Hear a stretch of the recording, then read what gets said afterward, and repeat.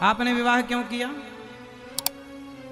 सबका उत्तर यही होगा, हमने वंश वृद्धि के लिए विवाह किया, हमने वंश वृद्धि या सुख के लिए विवाह किया। जबकि विवाह का उद्देश्य वंश वृद्धि नहीं है, विवाह का उद्देश्य भोगों का सुख भी नहीं है। कोई भगवान राम से पूछे कि आपने विवाह क्यों किया, तो क्या राम का भी उत्तर यही होता जो आपका है? यह प्रश्न सामान्य है ना, सब पूछ सकते हैं, पर इसका उत्तर कितना गहरा है, कभी आपने विचार नहीं किया होगा इन सवालों पर कि हमने विवाह क्यों किया। आप आज्ञा करो तो मैं उत्तर दूं, इसका उत्तर दूं। जैसा कि आप लोगों ने कहा वंश वृद्धि, ये तो होगा ही, इसमें कोई दो मत नहीं है। एक छोटी सी बात आपको समझनी पड़ेगी इस बात के लिए, किसान जब खेत में गेहूं बोता है, ध्यान से समझना, किसान जब खेत में गेहूं बोता है तो गेहूं के बदले उसे गेहूं तो मिलती ही है, पर एक चीज उसे फ्री में मिलती है। बताओ क्या? क्या? भूसा, भूस, जानते हैं भूसा? हाँ, भूसा, भूस। किसान जब खेत में गेहूं बोता है तो वो भूसे को मध्य नजर रखकर नहीं बोता कि भूसा मिलेगा, भूसा तो मिलेगा ही। उद्देश्य भूसे की प्राप्ति नहीं है, भूस की प्राप्ति उद्देश्य है गेहूं के अन्न मिले हमें। भूसा जाएगा कहां? वो तो आएगा। जैसे गेहूं के साथ भूसा मिलेगा ही, जाएगा कहां? उसी तरह विवाह करोगे तो संतान, प्रतिष्ठा, वैभव, संसार का सुख, धन वैभव, काम करोगे तो पैसे कमाओगे, जाएगा कहां? विवाह करने के बाद संसार का सुख तो भूसे की तरह वो तो मिलेगा ही, जाएगा कहां? लेकिन उद्देश्य उस भूसे को पाना नहीं था। भाई विवाह किया है तो बच्चे होंगे, स्त्री पुरुष का संबंध होगा तो संतान होगी, जाएगी कहां? उद्देश्य संतान पाना नहीं है, क्योंकि ये तो बंदर भालू के भी हो रही है, कुत्ता बिल्ली के भी हो रही है। उद्देश्य क्या है? शादी हमने क्यों की? बहुत गंभीर बात है, ध्यान से समझो। जब आपका विवाह नहीं होता तो आपका मन ज्यादा चंचल होता है, अन्य स्त्रियों में या अन्य पुरुषों में जाने की संभावना ज्यादा रहती है। परंतु जब विवाह हो जाता है तो अन्य स्त्रियों से मन हटकर एक स्त्री में केंद्रित हो जाता है, अपनी अर्धांगिनी में।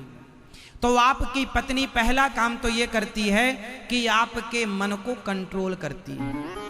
अभी 17 जगह मन जा रहा था, अब 17 जगह से मन हटकर सिर्फ आपकी एक स्त्री में लग गया और एक पुरुष में लग गया। आप किसी लड़की का विवाह ना करो, 17 लड़के से बात करना स्टार्ट कर देगी वो उम्र है साहब, वो उम्र है। उस उम्र में जब कोई पहुंचता है तो स्वाभाविक स्थिति होती है, मन स्थिति।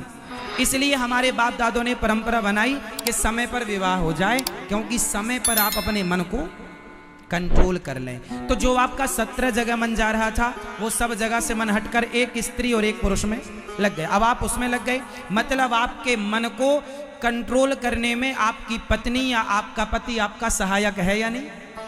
बोलो हाँ, बोलो हाँ। आपकी पत्नी या आपका पति आपके मन को कंट्रोल करने में आपका सबसे बड़ा सहयोगी है।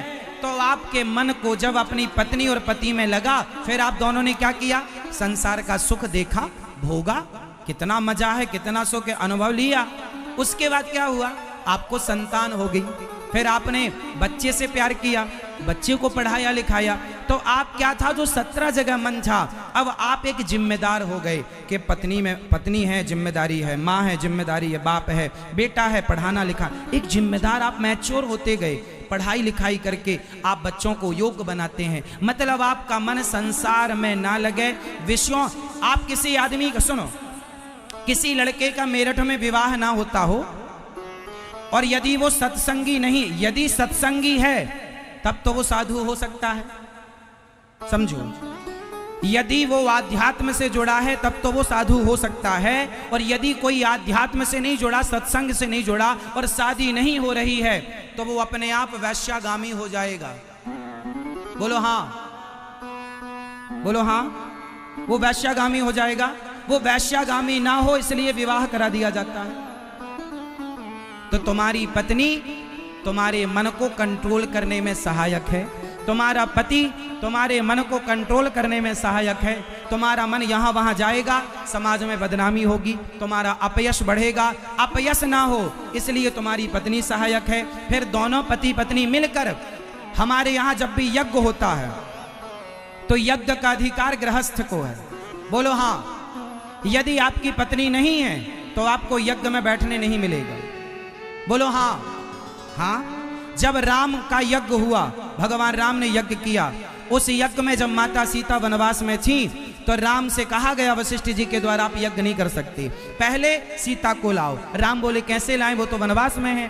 तो फिर क्या करें, फिर स्वर्ण की सीता बनाई गई। बोलो हाँ। सोने की, बोलो हाँ, सीता बनाई गई, बगल में बिठाई गई और सोने की सीता के बगल में बैठकर राम ने अपना यज्ञ पूरा किया। मतलब आपकी पत्नी आपके यज्ञ में, आपके पूजा में, हवन में और भगवत प्राप्ति में सबसे बड़ी सहायक है।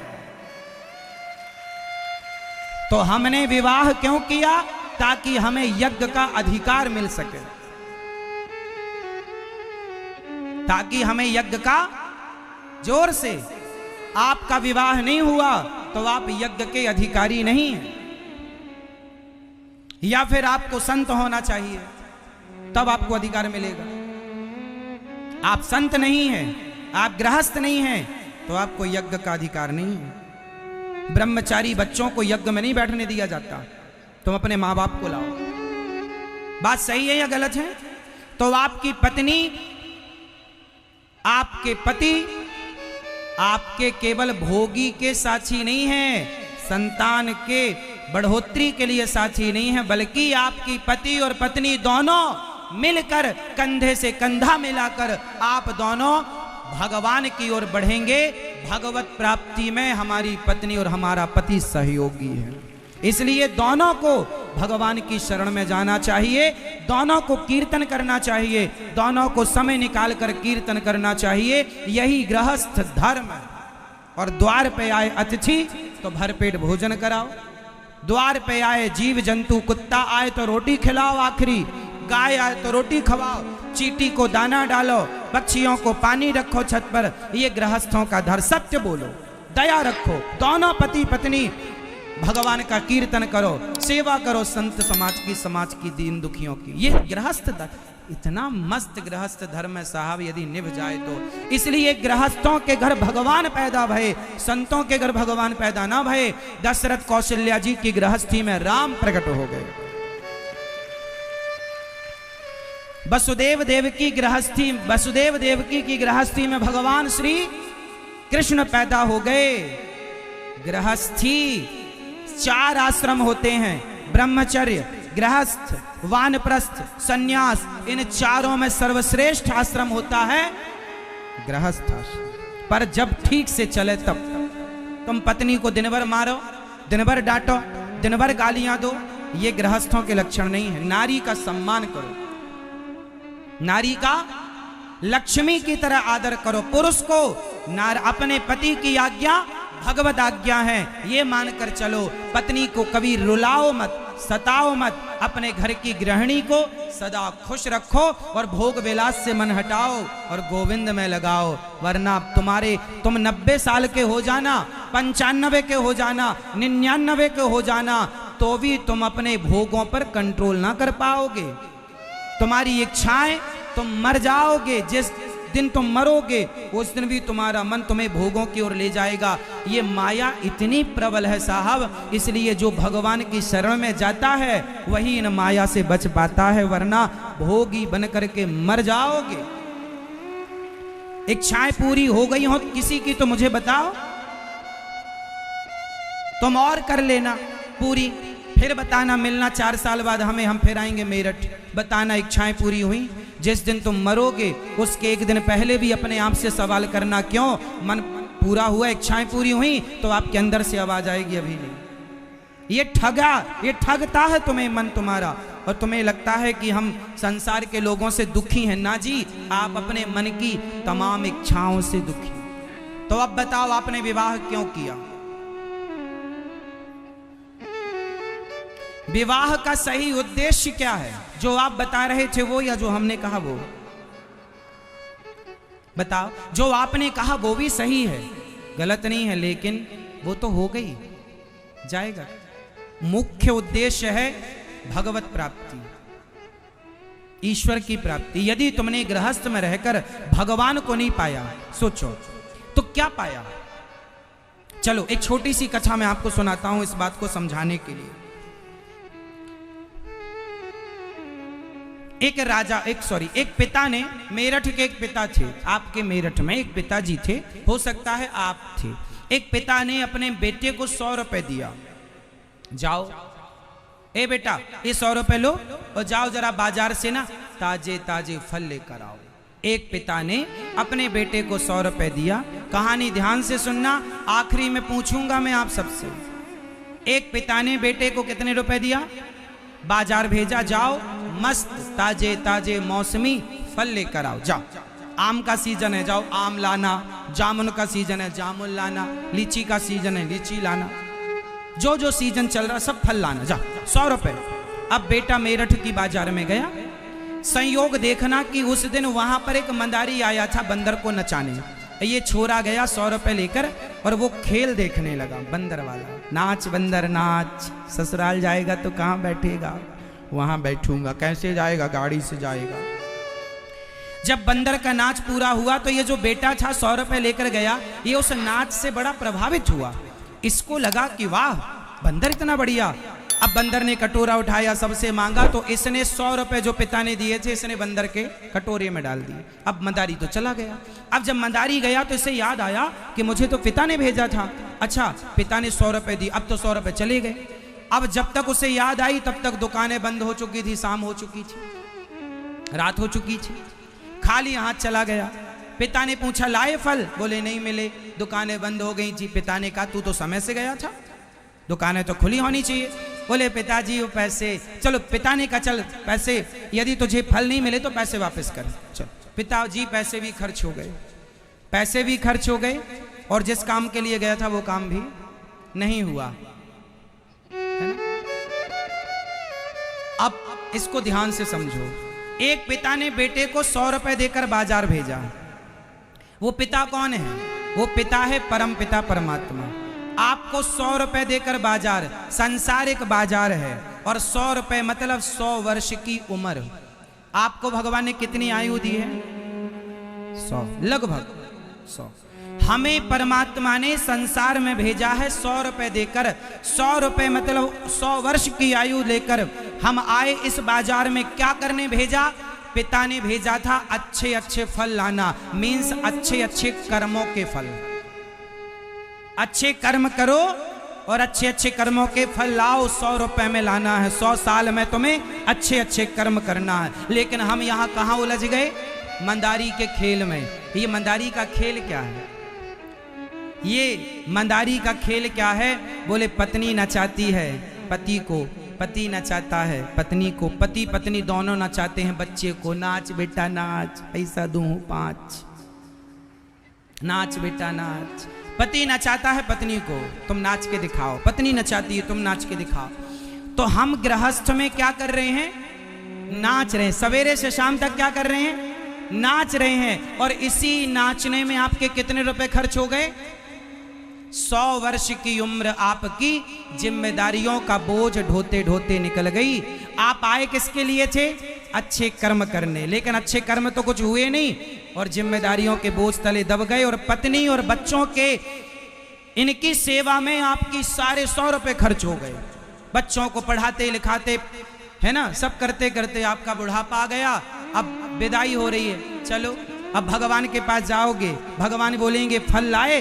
बोले नहीं, तो चलो 100 रुपए वापस करो। 100 रुपए खर्च, 100 रुपए, 100 साल की उम्र बीत गई। बताओ आपके पास कितना बैलेंस है पुण्यों का? कागज के टुकड़ों का ना बताना। कागज के टुकड़े तो बहुत लोगों के पास बहुत होंगे, चलो बताओ आपके पास पुण्य का धन कितना है? मीराबाई ने क्या कहा? पायो जी मैंने राम रतन धन, पायो जी मैंने कागज के टुकड़े सोने चांदी समेटने वाला बड़ा नहीं है, जिसके पास राम नाम का धन है वो सबसे बड़ा है। इसलिए कहता हूं जिम्मेदारियां निभाओ। पत्नी के साथ रहना बुरा नहीं है, बच्चों के साथ रहना बुरा नहीं है, काम करना बुरा नहीं है, पैसा कमाना बुरा नहीं है, पर सब कुछ करते हुए भगवान का स्मरण बनाए रखो। हे नाथ, मैं आपको कभी भूलू नहीं।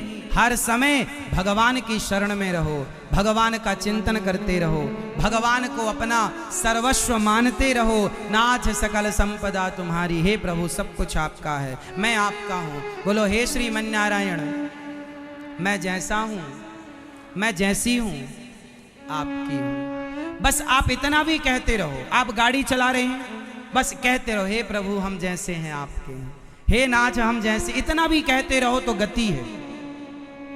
इतना भी निकलता रहे वाणी से कि हे नाथ हम जैसे हैं, हम पापी हैं, अधम हैं, नीच हैं, दुष्ट हैं, हे नाथ हमें स्वीकार करो। इतने दयालु भगवान।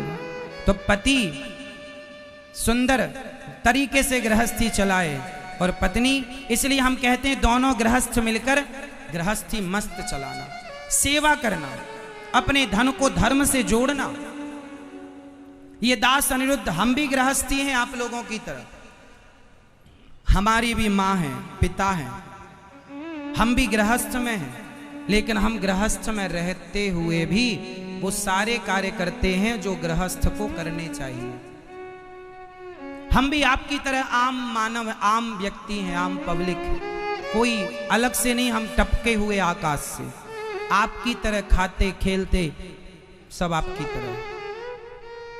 पर गृहस्थी में रहकर हमने केवल एक कार्य किया है कि हमने सदा भगवान से ये कहा है कि हे प्रभु हर पल हम आपका स्मरण करते रहें और हमारे जीवन का एक एक रुपया सदा परोपकार में खर्च होता रहे, एक भी रुपया व्यर्थ में खर्च ना हो।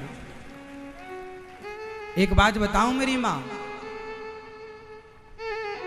मैं सुबह से लेकर शाम तक काम करता हूं। आप लोग जितना काम करते होंगे शायद आप लोगों से ज्यादा काम करता हूं, लेकिन काम अपने लिए नहीं करता। कुछ लोग अपनों के लिए जीते हैं, अपनों के लिए रहते हैं, अपनों के लिए कमाते हैं। हम अपनों के लिए कमाते नहीं, हम तो उन वृद्ध बेसहारा माँओं के लिए कमाते हैं, उन वृद्ध बेसहारा माँओं के लिए सोचते हैं जिनके अपने बेटों ने घर से निकाल दिया। आज वृंदावन में 265 माताएं हैं, वो बेसहारा माएं जिनका कोई नहीं। कभी आप वृंदावन आना और अपनी आंखों से देखना, आपकी कितनी माँ है? एक माँ। हमारी, मैं प्रत्येक माँ के चरण दबाता हूं, नित्य पांव दबाता हूं रोज। आप अपनी एक माँ के पांव नहीं दबा पाते, मैं अपनी 265 माँओं के चरण दबाता हूं, सेवा करता हूं। जहां 265 बूढ़ी माएँ होंगी वहां क्या नहीं लगेगा। समय से दूध, समय से भोजन, समय से नाश्ता, समय से दवाई। हमने 2 हॉस्पिटल बुक कर रखे हैं, 2-2 कमरे के। भैया हमारी किसी माँ को इमरजेंसी हो तो आप हमारे लिए रेडी रखिएगा। सेवा करते हैं, और वो भी जबरदस्ती नहीं, श्रद्धा से। मैं रोज चरण दबाता हूं माँओं के। दिखावा होता तो एक दिन दबा के वीडियो बनवा लेता, बात खत्म हो जाती। पर श्रद्धा है कि जैसे मैं अपनी माँओं की सेवा करता हूं, ये इंसान, मैं मर जाऊंगा एक दिन, मुझे पता है कि एक दिन मैं मर जाऊंगा, कमाया हुआ सब रह जाएगा, लेकिन संग जाएगा तो मेरे द्वारा किया गया पुण्य का कार्य, मेरे द्वारा किया गया धर्म, वो मेरा साथी बनेगा। इसलिए मुझे लगता है कि इन माँओं के पांव यदि मैं दबाता हूं, इन माँओं को खुश रखता हूं। घर में तो बेचारी ये खुश रह ना पाई, बच्चों ने बड़ा सताया। अब बुढ़ापा है, थोड़ी सी खुशी यदि हम दे सकें तो हमारा क्या घट रहा है खुशी देने में? हम कौन से हानि को प्राप्त हो रहे हैं, कौन से हमारा नुकसान है? इसलिए आपके जरा से योगदान से, सहयोग से, शारीरिक श्रम से ही यदि किसी को खुशी मिल रही हो तो सदा सबका भला करने का सोचो। जो सबका हित करता है उसका भला भगवान करते हैं, उसका कोई बुरा नहीं कर सकता। सोचेगा यदि आपने किसी भले आदमी का बुरा सोचा तो सर्वनाश हो जाएगा। मैंने जीवन में ये सारी चीजें देखी हैं। भले व्यक्ति का बुरा मत सोचना वरना सर्वनाश हो जाएगा, क्योंकि ईश्वर देखे